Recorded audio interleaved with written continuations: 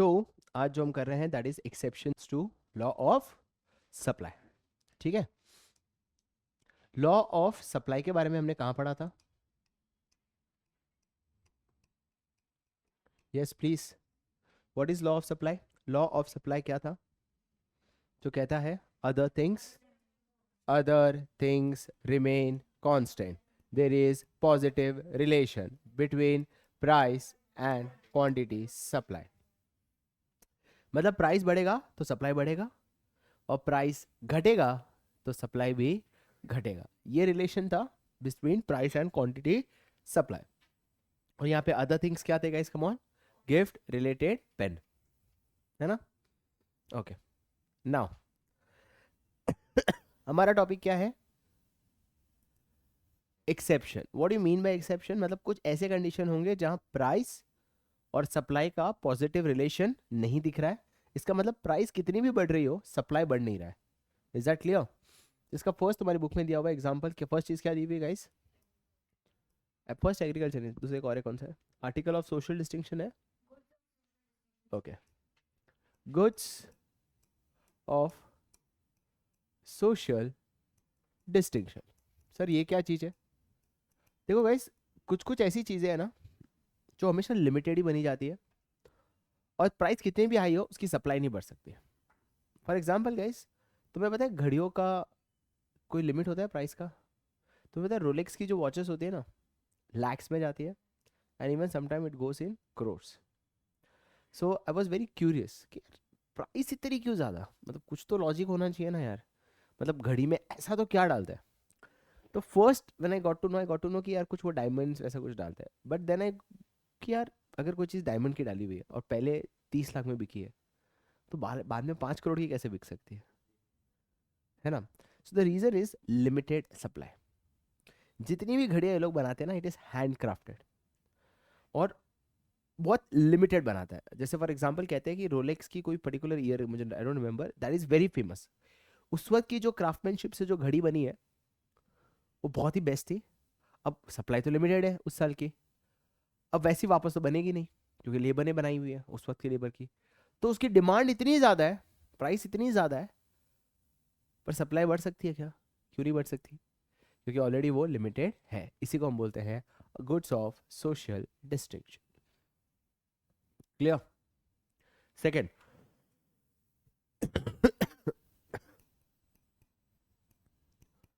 Agriculture product. Sir अब ये क्या चीज़ है एग्रीकल्चर प्रोडक्ट? अब कुछ चीज़ जो नेचर ने बनाई है, क्या वो आपके कंट्रोल में है? कल अगर उस चीज़ की कितनी भी प्राइस बढ़ जाए, क्या आप सप्लाई बढ़ा पाओगे? For example let's take an example of onion. Assume करो ऑनियन हमारे देश का प्रोडक्शन है 1 लाख टन. अज्यूम करो कल प्राइस 20 से 80 हो जाए तो क्या मैं 2 लाख टन तक बना सकता हूँ? क्यों नहीं बना सकता? सर नेचर है, nature has its own limitations. तो आप उससे ज़्यादा सप्लाई नहीं कर पाओगे. तो एग्रीकल्चर प्रोडक्ट्स आपके हाथ में नहीं है, आप उसकी सप्लाई को बढ़ा नहीं सकते. Is that clear? तीसरा,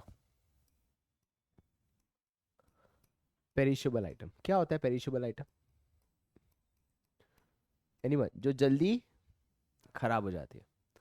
फॉर एग्जाम्पल गाइस कहते हैं वेजिटेबल्स की शॉप में शाम के टाइम तुम जाओगे ना, वो कम के भाव में भी ज़्यादा सप्लाई कर देगा. क्यों? अरे खराब हो जाएगी तो वो वेट थोड़ी करेगा. नहीं नहीं, जब भाव मेरा दोगे तो ही सप्लाई करूंगा. वो कम भाव में भी ज़्यादा सप्लाई करते हैं. सुबह 5 किलो 50 रुपए पर किलो से नीचे नहीं दे रहा था और शाम को 10 किलो भी 40 रुपए में निकाल रहा है या 30 रुपए में. क्यों? क्यों? अरे खराब हो जाएगी. तो होटल्स वाले ये सब कब लेने जाते हैं? शाम को.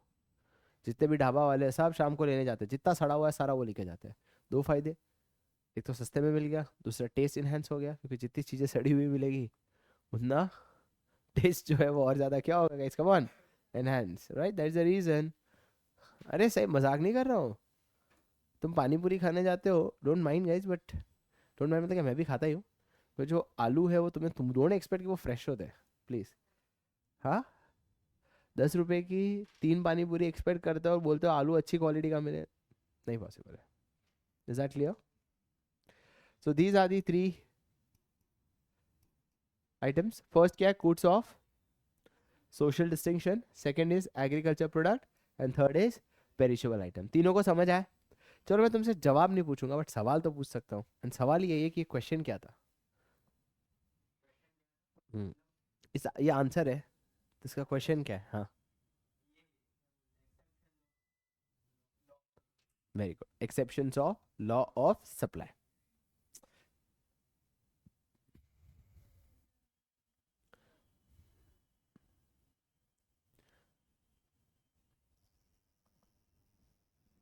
तो now our next topic is elasticity of supply.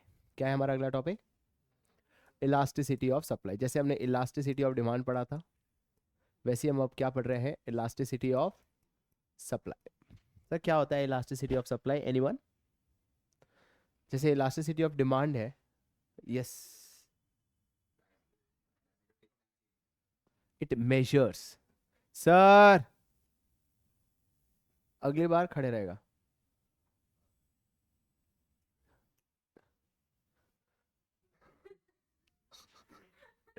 So now, elasticity of supply. Guys, elasticity of supply जब कहते हैं हम कहते हैं it measures. क्या कहते हैं guys? It measures. सर क्या measure करता है?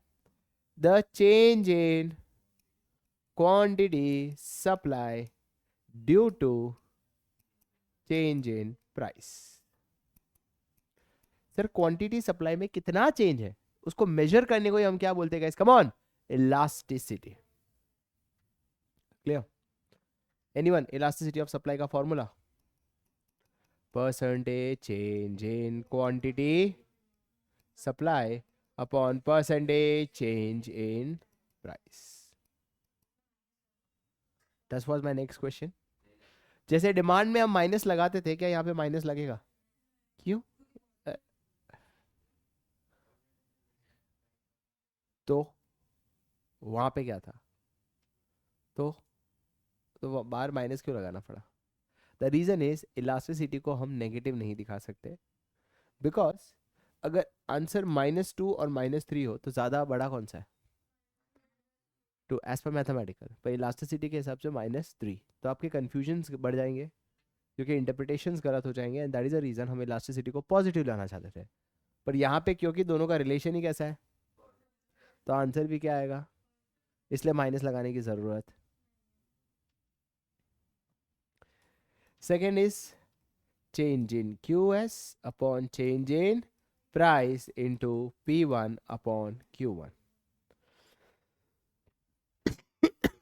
What is change in Q? Quantity में कितना change. Price, change in price मतलब प्राइस में कितना change. P1 is original price, Q1 is original quantity. For example, when the price was 10, quantity supply was 20. When the price was 30, quantity supply is 60. What is my change in P? What is my change in Q? Right? So change in Q कितना हुआ? 40 upon change in P कितना हुआ? 20 into P1. P1 मतलब original price, original quantity. Is that clear? The answer is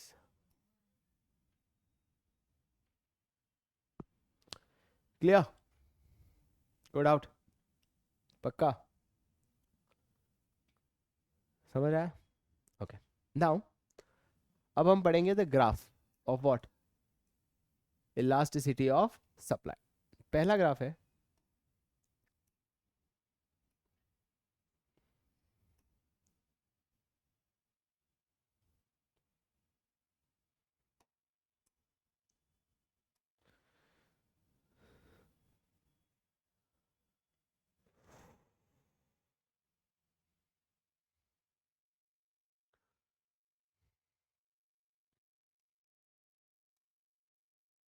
कैसे, इसमें क्या change हो रहा है और क्या चेंज नहीं हो रहा.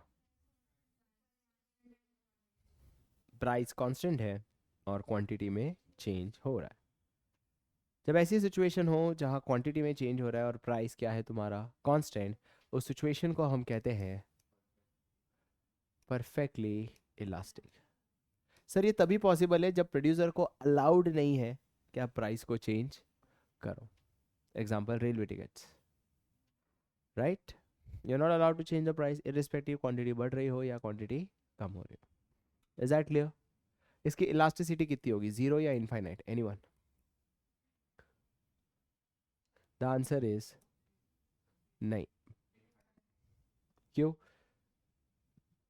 बहुत सिंपल है गाइस, अगर percentage change in price zero है, percentage change in price zero, क्योंकि इस पे प्राइस चेंज नहीं हो रहा है। कैसे पता चल रहा है सर प्राइस चेंज नहीं हो रहा? सिंपल है सर, प्राइस वही का वही है चाहे आउटपुट कितना भी चेंज हो। तो जब प्राइस पे चेंज नहीं तो ऊपर numerator zero, sir denominator zero, क्योंकि percentage change in price numerator में है या डिनोमिनेटर में है? कौन बोला? डिनोमिनेटर में गधो, ऊपर क्वांटिटी है और नीचे प्राइस। तो नीचे डिनोमिनेटर में जीरो है तो zero, anything which is divided by zero is not defined, जिसको बोलते हैं इनफाइनाइट। क्या ये पहला समझ आया सबको? Okay guys, so Preet will explain me, if not then you are gone. So the next graph is perfectly inelastic.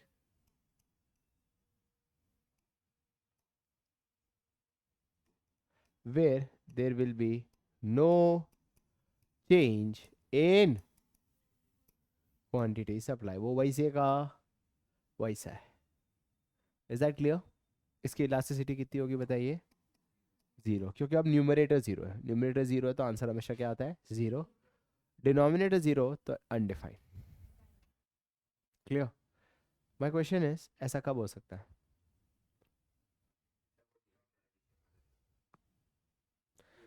Very good, limited edition, वो जो article of social distinction. Sir आप प्राइस कितना भी बढ़ेगा, सप्लाई बढ़ा ही नहीं पाओगे तो क्या ही कर पाओगे। And that is the reason उसकी इलास्टिसिटी ऑफ सप्लाई कैसे होती है? Perfectly inelastic. Is that clear? समझ आया? इसका मतलब ये लाइन क्या कह रहा है पता है? इसकी प्राइस की कोई लेवल ही नहीं है, ये कितना भी ऊपर जा सकता है और कितना भी नीचे।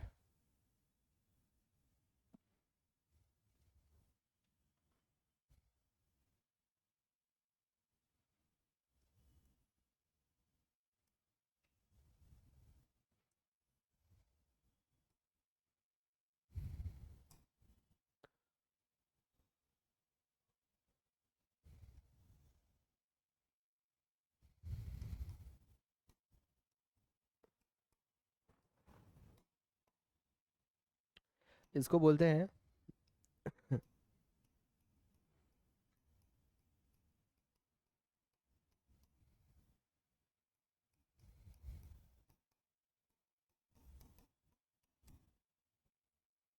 क्या कहा मैंने? मोर elastic and, what do mean by more elastic? Anyone?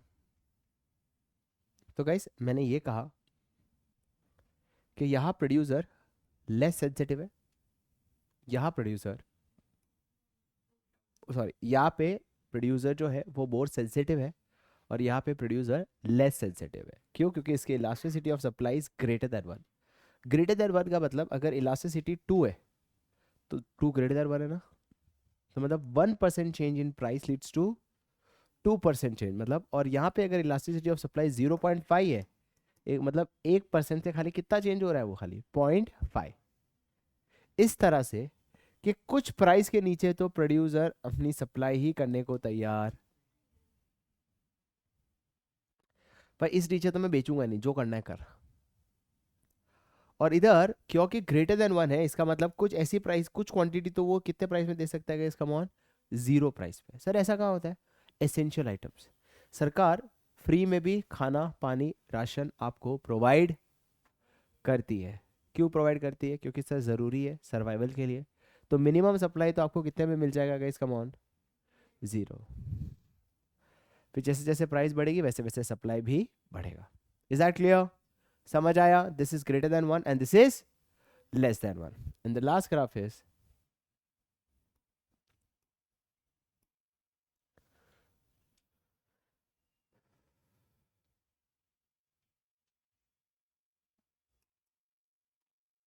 E S is equals to one. Exact 45 degree line बनती है जहाँ जितना percentage change in quantity supply है इज इक्वल्स टू जितना percentage change in what price.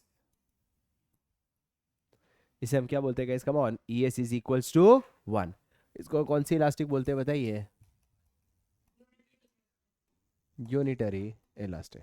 कैसी elastic? Unitary elastic. Is that clear? क्या सबको समझ आया?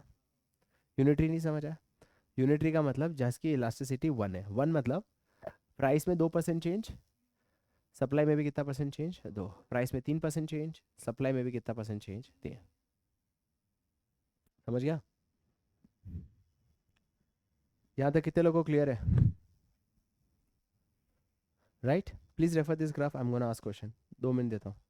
One of my student has asked a doubt, a very important doubt, that the difference between greater than 1 and less than 1. Bro, less than 1 को ऐसा समझ कि उसको सप्लाई करना ही पड़ेगा, और प्राइस चेंज जितना भी हो सप्लाई में चेंज नहीं आएगा। फॉर एग्जाम्पल खाने पीने की चीज, अब प्राइस कितना भी गिरे, क्या प्रोड्यूसर अपनी सप्लाई को फटा गिरा सकता है? क्यों नहीं गिरा सकता? सर खाने पीने की चीज है, देनी तो पड़ेगी, है ना।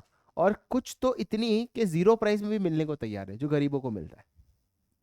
और यहाँ पे प्रोड्यूसर बहुत ज्यादा प्राइस सेंसिटिव है, मतलब कम भाव में सप्लाई एकदम जीरो, और जैसे ही भाव बढ़ा दिया सप्लाई एकदम फास्ट रेट से बढ़ा देगा। समझ आया? कोई doubt? Okay, now we are heading to the next topic which is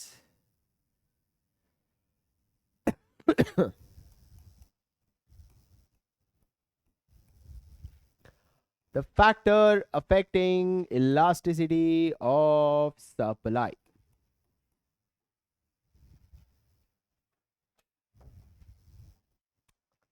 क्या पढ़ा हमने? Factors affecting elasticity of supply. कि कहना ही चाहता है कि कितने फैक्टर्स हैं जो आपकी इलास्टिसिटी ऑफ सप्लाई को अफेक्ट करते हैं। ध्यान से सुनना, इधर देखो।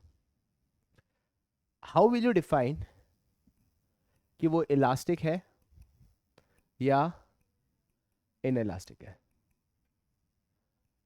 अगर प्राइस के चेंज की वजह से अगर आप अपनी सप्लाई को चेंज कर पा रहे हो तो आप बोल देना आप इलास्टिक हो, मतलब प्राइस बढ़ा सप्लाई बढ़ा पा रहे हो तो आप इलास्टिक, और नहीं बढ़ा पा रहे हो तो इनइलास्टिक। सिंपल। जैसे फर्स्ट क्या दिया है तुम्हारे में? Okay guys, nature of input used.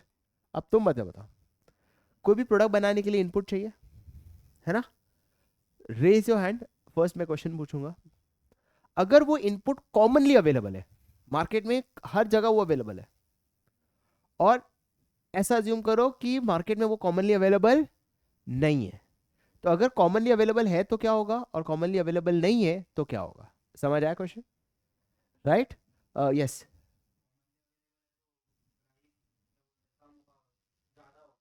Pro elastic होगा या इन इलास्टिक होगा?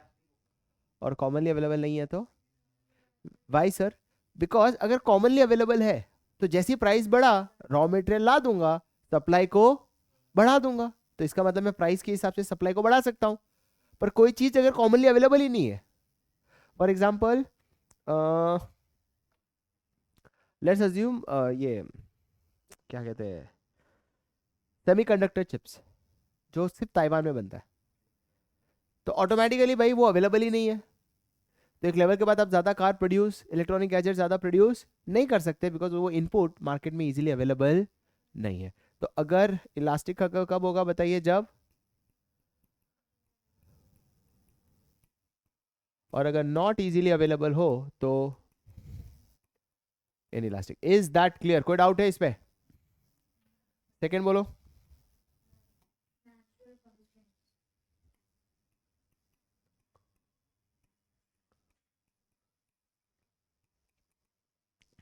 सेम चीज ही है ना guys.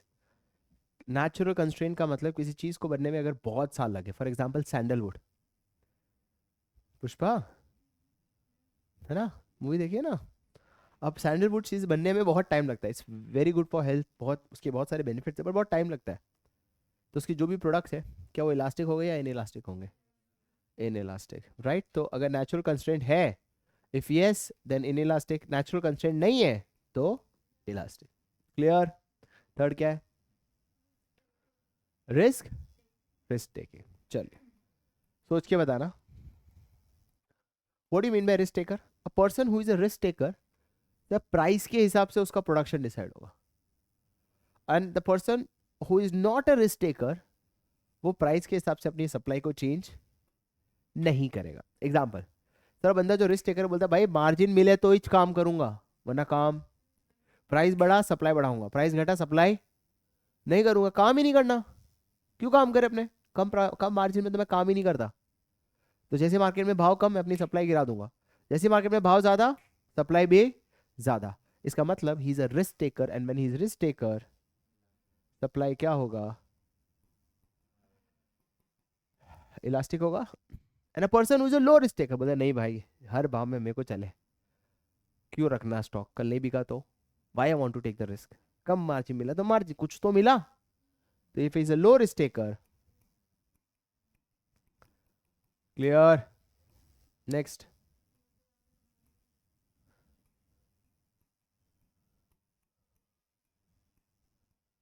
Okay, what do you mean by nature of commodity? First is perishable. Perishable just now मैंने समझाया, तो मुझे प्रीत समझाएगा। P for Preet, P for perishable item, क्या लगता है, इलास्टिक या in elastic?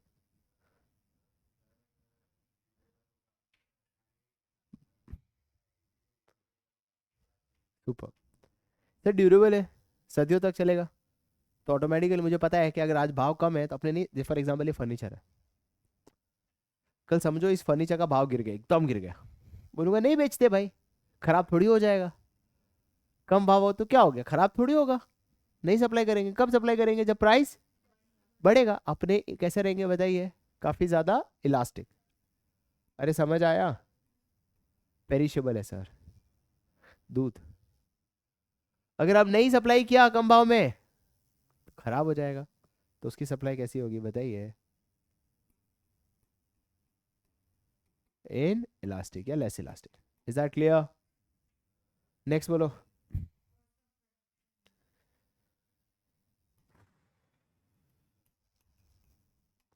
Sir cost of production, ये क्या कहना चाह रहा है? समझो क्या हुआ कि लेते मेरी क्लास की कैपेसिटी है कि मैं एक क्लास में एक साथ मैक्स 40 बच्चों से ज़्यादा नहीं पढ़ा सकता।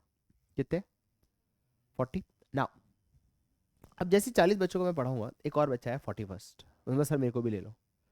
अगर मुझे उसको लेना है तो मेरे को पूरी बड़ी प्रेमाइसेस लेनी पड़ेगी, वापस नया एसी लगाना पड़ेगा, बहुत सारा खर्चा करना पड़ेगा। क्या मुझे उसको ले लूंगा या नहीं लूंगा? क्यों नहीं लोगे?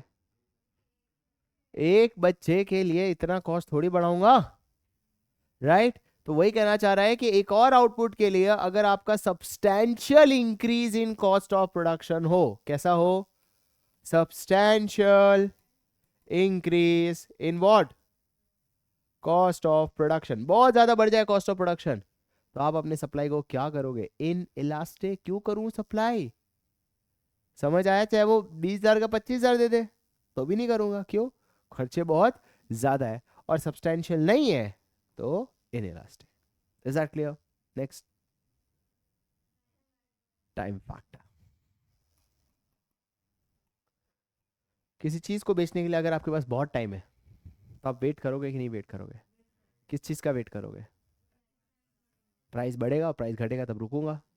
तो क्या लिखा है, लार्जर टाइम पीरियड या longer time period? Longer time period, तो इलास्टिक। शॉर्टर टाइम पीरियड, कैसा? In elastic.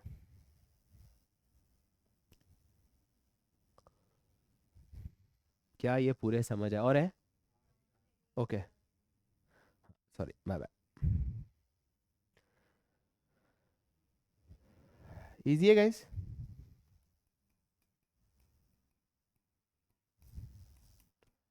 सर किसी चीज को बनाने का दो टाइप की टेक्निक हो सकती है, या तो कॉम्प्लेक्स या तो सिंपल।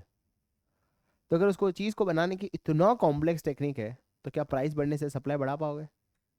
नहीं बढ़ा पाओगे। क्यों? क्योंकि टेक्निक बहुत ज्यादा। तो कैसा होगा उसका? और अगर बहुत ही सिंपल टेक्निक है तो हर कोई बना सकता है, तो प्राइस बढ़ा तो सप्लाई भी बढ़ जाएगा। एंड फैक्टर्स खत्म हो जाते हैं, factors guys, factors guys. Clear हुआ ये चीज guys? Please click a photo, एक सेकेंड। हाँ